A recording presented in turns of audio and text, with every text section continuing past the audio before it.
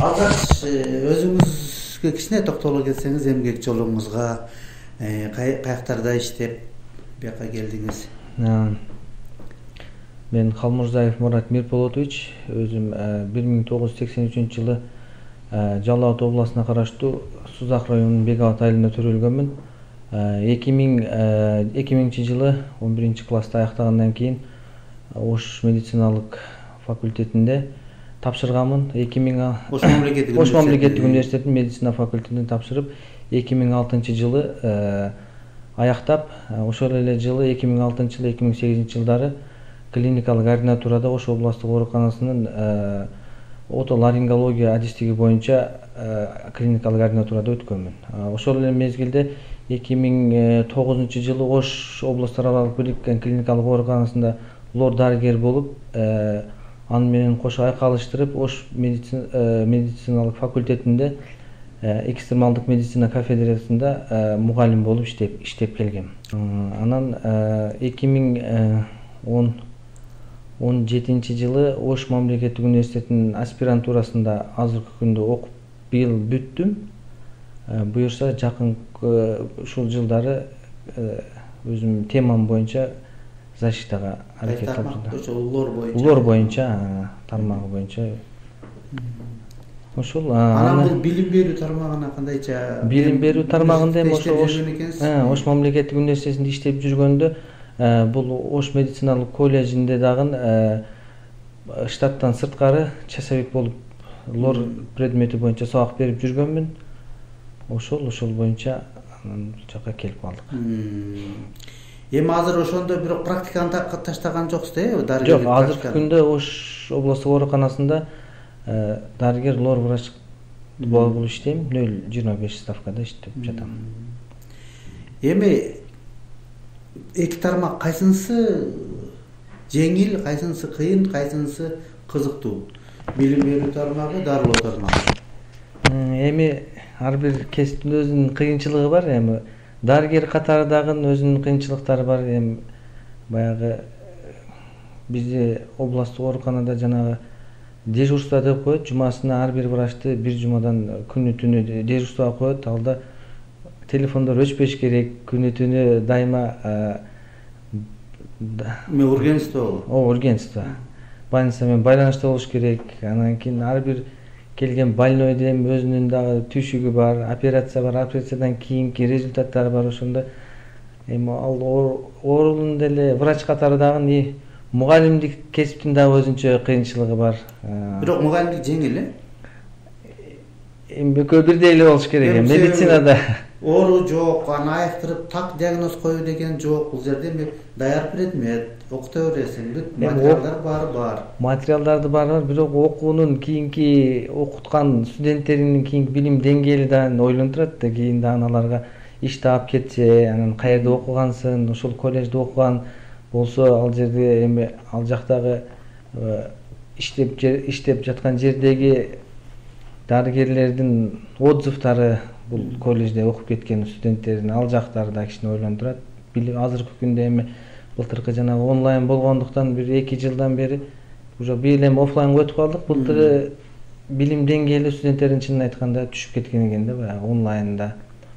Ошого мүмкүн болушунча келгенден бери биринчи иште биз ушул билимди, студенттердин билимин жогорулатууга, жакшыраак качествосын оңдоого аракет кылып жатабыз бүгүнкү күндө. Кантип аракет кылып атасыздар? Ошол эле мугалимдер, ошол эле көргөзмө куралдар да, же жаңы системага киргиздиңиздерби? Эми биздин колледж менен келгениме 1 жылдын жүзү болду. Буга чейин жанагы АВН система деп бизде модулдук системага өткөн окуучулар. Ошол модулдун системадан дагы ошондо көзөмөлдөп жакшыраак студенттердин катышуусун. Эми былтыркы баягы онлайн мезгилде көп студенттер Кыргызстанда эмес, Россияда да жүрүп окуп жүрүптүр. Каалаган маалда сабакка киргендер болгон, кирбегендер. Эми ал студент ошол маалда экзамен тапшырганда дагы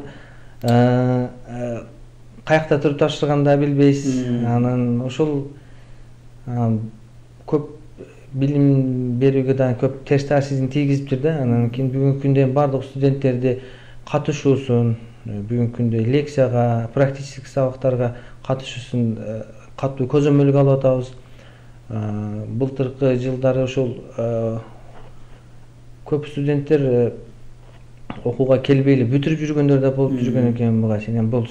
Буга чейин калыптанып калган нерсе, бирок азыр мода болуп жүргөн экен деп атасыз. Жаңы уктуңузбу мындай практика бар экен? Жок, эми азыр келишип атпайбы, мурда боло берет эле, анан азыр эмнеге болбой калды деп ошого анан андайларды токтотуп, бизде укук коргоо органдары тарабынан дагы бир эки жолу бизге арыздар түштү. Жанагы аэропорттон эле бул студенттин паспортун алып келип, Кыргызстандан мынау жылы чыгып кеткен экен мынау айда. А силерде бул мынау айда келип экзамен тапшырыптыр. Кандай тапшырды? Жок студент деп.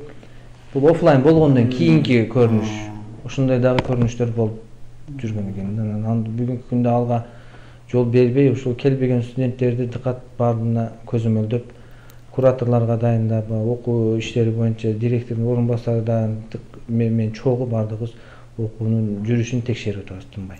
Эми сиз мына азыр деле иштеп атам деп атасыз, мурун деле иштеп жүргөндө силерге барган практиканттардын деңгээлин көргөнсүздөр да, эми ага көбүнчө баягы мейман айымдар эме кылса керек эле.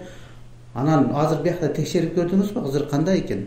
Мисалы көп жерде мына мен көп барабыз мейманга кандай көйгөйлөр бар дегенде медколлеждерде даярдоо өтө начар дейт да. Алар кайсыл кылымда даярдап атат билбейм, бизде такыр башка стандарт, алар башка стандарт менен окутат дейт да.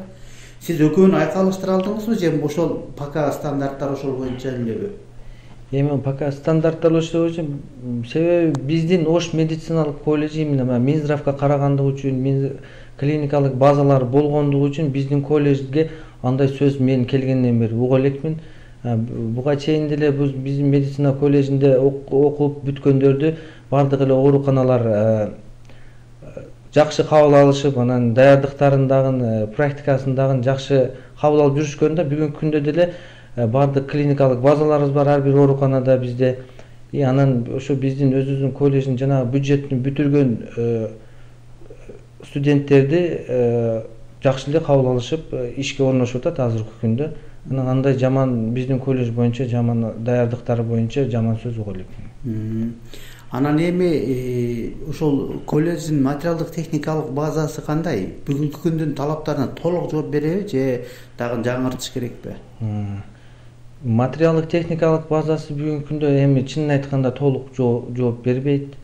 Бирок аракет кылып атабыз. Анан клиникалык базаларды дагы азыркы күндө чыңдап, жаңыдан договор түздүк ар бир оорукана менен. Анан жакын күндөрү дагы тендерге объявить этип койдук. Жаңы материалдык техникалык базаны чыңдоо үчүн компьютерлер, жана манекендер, ошол практикалык сааттарга керек болуучу каражаттарды алганга аракет кылып атабыз. Анан өткөн күндө материалдык техникалык базасын чыңдоо үчүн библиотекага дагы жаңы үлгүдө китептерди сатып алдык. Жетиштүү деңгээлде. Именно ушул медициналык колледждин талабына жооп бере турган. Бүгүнкү күндө сиздерде окуу процесси канчалык санариптешүүгө өткөн? Санариптешүүгө бүгүнкү күндө биздики бир 100% болбосо да 70-80% өтүп калган. Азыркы күндө бизде электрондук журнал, электрондук расписание студенттердин катышуусунда бардык ошо абен системага киргизгенбиз. Ошондо биздики где-то 60-70 дагы толук өтө элекпиз. Өтө тургандары бар дагы. Анан айтып атпайсызбы, биздики баягы Минздравга карайт, анан клиникалык базаларыбыз бар деп. Эми шаарда сиздерден башка дагы бир канча медициналык колледждер, окуу жайлар бар да, орто окуу жай. Эми баягы мурун сиздердики биринчи болуп келген да шаарда. Ооба. Бүгүнкү күндө ошол статус сакталып калдыбы? Шаардагы номер 1 колледж деген. Ошого татыктуубу бүгүнкү күндө? Бүгүнкү күндө эми айтсам мугалимдердин билим берүү боюнча биринчи деп эсептейм.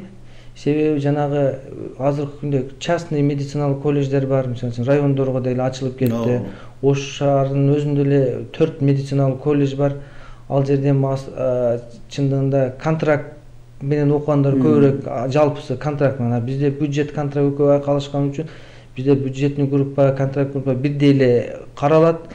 Анан ал жерде эми жамандаш эмес, ал жерде көбүнчө келбей, сабакка келбей бүтүрүп жүргөндөр да болот экен. Көбү баягы бизге дагы ошентип келишет, ага ушинтип бүтүрүп койсок болбойбу, биз иштейт элек, контракт төлөйт делегенде биз андайга жол бербейбиз. Ал себеби студенттин билим деңгээли түшүп кетет, аны өзүбүз түшүнөбүз. Анда мен башка коллежде болот экен, анда ошого кетейин деп бизден которулуп кеткендер да болду.